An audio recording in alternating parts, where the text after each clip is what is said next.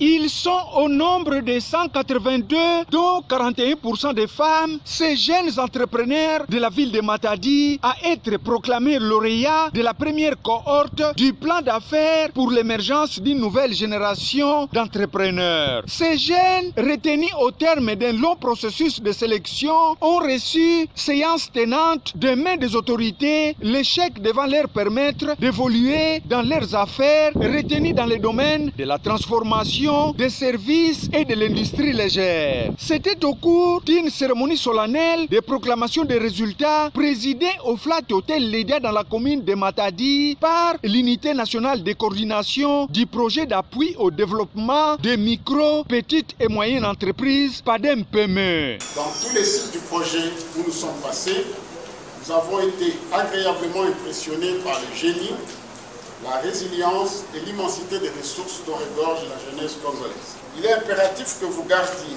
aussi à l'esprit que ce financement est issu d'une dette que nos enfants et petits-enfants devront rembourser. Devant le ministre provincial des Finances, représentant l'autorité de province, les représentants du ministre national de l'entrepreneuriat, des petites et moyennes entreprises, les lauréats n'ont pas tari d'éloges pour dire merci au chef de l'État grâce à ces projets de lutte contre la pauvreté réalisés avec le soutien technique et financier de la Banque mondiale. Voir les projets s'étendre dans d'autres villes de la province du Congo central, c'est le souhait exprimé par Pierre Kabangu Nsalambi, représentant le gouverneur de province. C'est donc par la ville portuaire de Matadi que l'unité de coordination du PADEM-PME a clôturé le lundi 29 novembre la tournée de proclamation des résultats des lauréats après Kinshasa, Lubumbashi et Goma.